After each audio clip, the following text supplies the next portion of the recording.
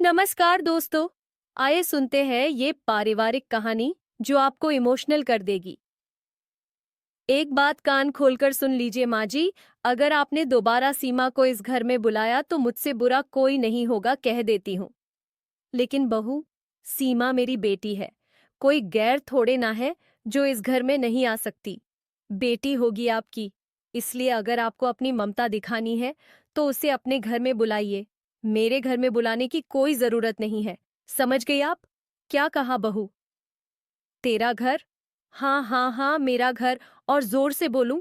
बहू, राजन मेरा बेटा भी है और ये घर राजन ने खरीदा है, इसलिए मैं माँ होने के नाते इस घर में कुछ तो हक रख ही सकती हूँ ना। आहा हा हा। बड़ी आई घर पर हक रखने वाली। सुनिए सासू माँ, शादी होने के बाद किसी भी लड़के के लिए उसके जीवन में उसके किसी भी परिवार के सदस्यों से ज्यादा उसकी पत्नी की महत्ता होती है। इसलिए ज्यादा चार चुपड़ ना ही करे तो अच्छा है। और इस बूढ़ी होते शरीर को दो रोटी मुफ्त में बैठे बैठे मिल रही, यही कम नहीं है। कल्पना की बातें सुनकर आज प्रमिला जी का दिल भारी हो गया था। प्रमिला जी के दो बच्चे थे, एक राजन और एक सीमा। सीमा राजन से 5 साल छोटी थी, और जब राजन 7 वर्ष का रहा होगा उसी समय उसके पिताजी की मृत्यु सड़क हादसे में हो जाती है। प्रमिला जी एक अच्छे परिवार की बहू थी, लेकिन कहते हैं ना, जब संकट आता है तो चारों तरफ से एक बार ही आता है। प्रमिला जी के साथ भी यही हुआ। उनके ससुराल वालों ने बेईमानी करके बच्चों सहित घर से निकाल दिया और पूरी संपत्ति हड़प ली। प्रमिला जी अपने बेटे राजन और बेटी सीमा को गोद में लिए हुए अपने भाई के घर जाकर रहने लगी, लेकिन वहां भी भाभी के बार बार ताने की वजह से एक दिन घर छोड़कर चली गई। अब प्रमिला जी के सामने दोनों बच्चों की परवरिश की जिम्मेदारी आ गई, जिसे पूरा करने के लिए प्रमिला जी ने एक ढाबे पर जूठन धोने का काम पकड़ लिया। समय पर पैसे और दोनों टाइम भोजन ढाबे की तरफ से दिया जाने लगा। प्रमिला जी ने इतने कष्टों में भी राजन को स्कूल भेजना नहीं छोड़ा था, और राजन भी अपनी मां को जूठन धोते देख अंदर ही अंदर घुटता रहता था। लेकिन वह कर भी क्या सकता था।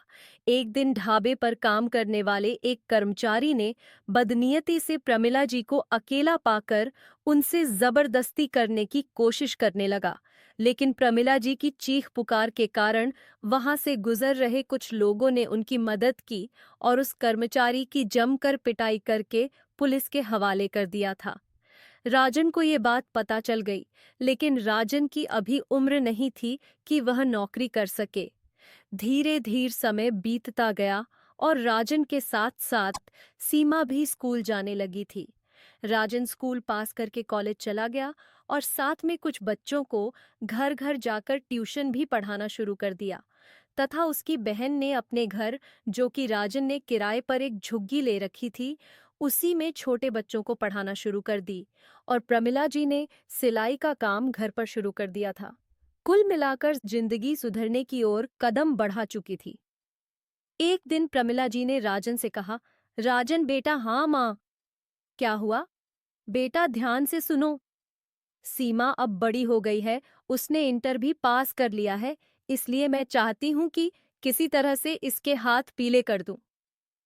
राजन भी अपनी माँ के इच्छा के साथ था, इसलिए उसने अपनी बहन की शादी एक लड़का जिसका नाम शिवा था देखकर कर दिया, जो अभी पढ़ाई ही कर रहा था। अपनी बहन की शादी करने के 1 साल बाद ही राजन की सरकारी नौकरी एक अच्छे पोस्ट पर लग गई और वह झुग्गी से निकलकर एक अच्छा सा जगह देखकर वहां किराए पर 2 कमरों का एक घर लेकर अपनी माँ को वहां शिफ्ट करके खुद अपनी ड्यूटी ज्वाइन करने चला जाता है। धीरे धीरे समय बीतता है और राजन अपना खुद का मकान खरीद लेता है। मकान खरीदने के बाद राजन की शादी कल्पना से हो गई थी।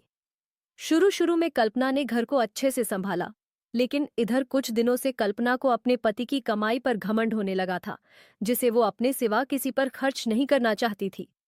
सीमा अपनी माँ और भाभी से मिलने आ जाया करती थी, तो प्रमिला जी उसे जाते समय कुछ न कुछ से दिया करती थी। क्योंकि सीमा के पास अभी भी सीमित आय थी, जो वो खुद से ट्यूशन पढ़ाकर जमा करती। वहीं उसका पति अभी भी नौकरी के लिए जी तोड़ मेहनत कर रहा था। फिर सीमा का अपनी माँ के घर आना हुआ था तो माँ का सीमा को विदा करते समय झोला भरकर सामान देना कल्पना को खटक गया था।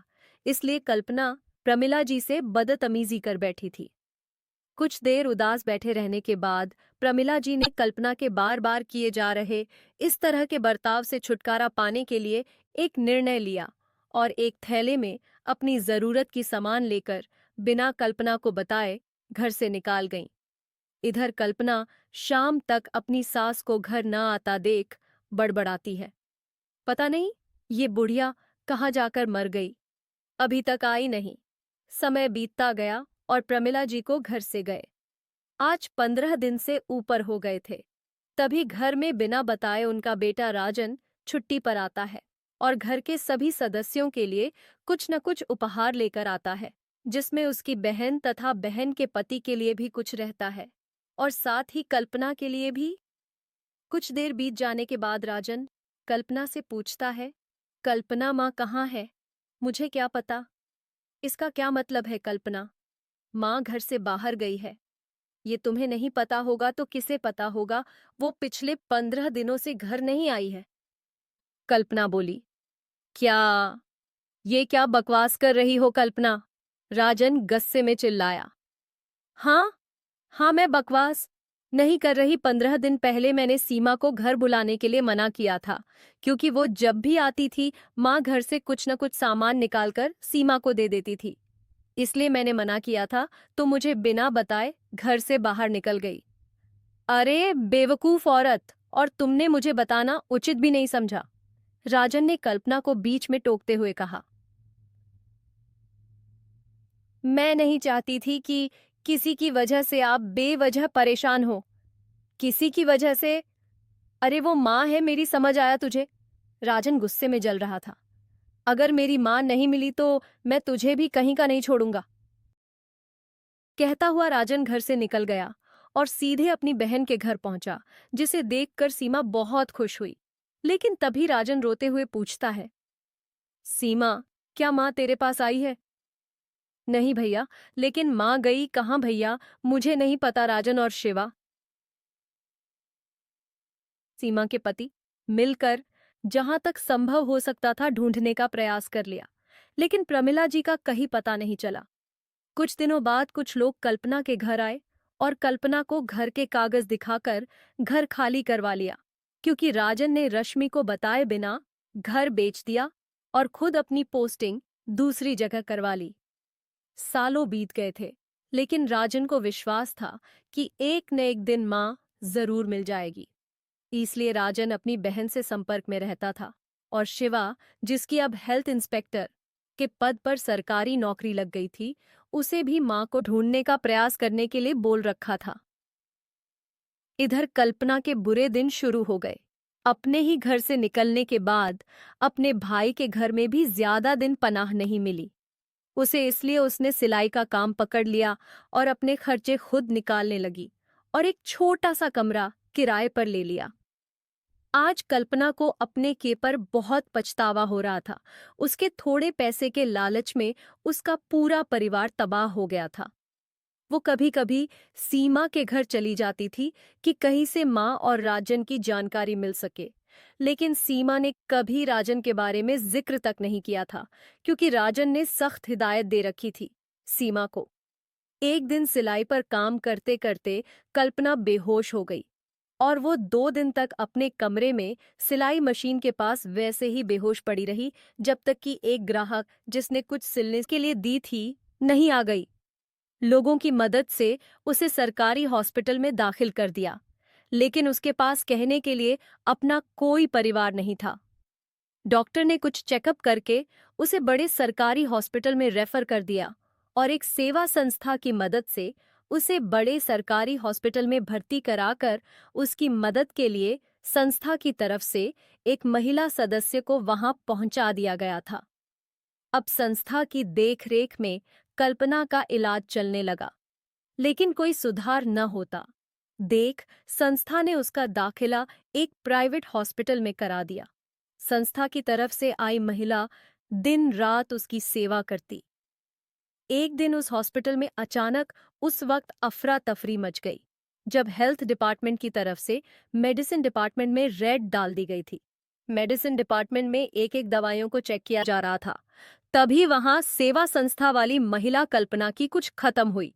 दवाइयों के लिए वहां पहुंची। संयोग से हेल्थ इंस्पेक्टर शिवा ही रेड मारने आया था। अचानक अपनी सास को देखकर माँ जी, आप यहाँ, प्रमिला जी अपने दामाद को देखकर फफक कर रो पड़ी और शिवा ने अपनी सास को गले से लगा लिया और पूछा, माँ जी, आप यहाँ क्या कर रही हैं? भैया ने आपको कहाँ कहाँ नहीं ढूंढा। यहाँ तक कि गुस्से में अपना घर बेचकर कल्पना भाभी को छोड़कर भी चले गए। और आप यह दावा किसके लिए ले रही हैं? पर्चा अपने हाथों में लेकर देखने लगा। कैंसर की दवा। किसके लिए? प्रेमला जी अपने दामाद का हाथ पकड़कर कल्पना के पास ले गई, जो अभी भी लगभग बेहोशी के हालत में थी। कल्पना भाभी? हाँ बेटा, प्रमिला जी रोते हुए। मैं एक सेवा संस्था में काम करने लग गई थी, जहां से मुझे कल्पना की देखरेख की जिम्मेदारी मिली थी। शायद भगवान भी यही चाहते थे। शिवा तुरंत सीमा को फोन करता है और सीमा अपने भाई को फोन करके हॉस्पिटल आने को कहती है। इधर शिवा ने रेड बंद करवा दी, जिससे खुश होकर हॉस्पिटल के मालिक ने सब कुछ जानने के बाद कल्पना के लिए स्पेशल ट्रीटमेंट शुरू करवा दिया। शिवाजी चलते हैं, राजन ने कहा। नहीं बेटा, अगर और कोई सेवा चाहिए तो जरूर बताइएगा। आज शिवा कुछ बोल नहीं पाया। कुछ ही देर में सीमा हॉस्पिटल पहुंच गई और मां के गले लिपटकर रोने लगी। शाम तक भाई भी वहां आ पहुंचा और मां से लिपटकर ऐसा रोया जैसे कोई बच्चा रोता हो। चलो अब घर, कल्पना को साथ लेकर जाएंगे मां। तुम अभी भी उसके लिए सोच रही हो? राजन बोला। हाँ, मैं सोच रही हूं क्योंकि उसे उसके किए की सजा मिल गई है बेटा, और मैं उसके लिए कोई गिला शिकवा अपने मन में नहीं रखे हूं। और देख, उसके साथ उसका कोई परिवार नहीं है, ना बाप न भाई, कोई नहीं। अकेली है बेचारी, 3-4 दिनों से बेहोश। तू सोच, राजन ने जब मुझे घर से बेघर कर दिया गया था, तब मेरे साथ कम से कम मेरा बेटा और मेरी बेटी थी, लेकिन आज इस बेचारी के साथ कोई नहीं है। राजन की आंखों में आंसू आ गए थे। जा बेटा, एक बार जाकर देखा। और राजन दौड़ पड़ा कल्पना की ओर। कुछ महीनों के इलाज के बाद कल्पना बिल्कुल स्वस्थ होकर वापस अपने सास के घर राजन के साथ दुल्हन बनकर आई, जिसकी पहली आरती सीमा ने उतारी, जिसके गले लगकर कल्पना फफक पड़ी। तभी दूसरी आरती लेकर उसकी सास अपनी बहू की आरती उतारने को तैयार थी। तभी बहू आंखों में आंसू भर अपने सास के पांव पर झुक गई। उठ जा मेरी बच्ची, तेरी जगह यहाँ नहीं बल्कि मेरी बाहों में है, कहकर प्रमिला जी ने कल्पना को गले लगा लिया। उसके बाद सभी ने एक साथ चारों तरफ से मां को गले लगा लिया।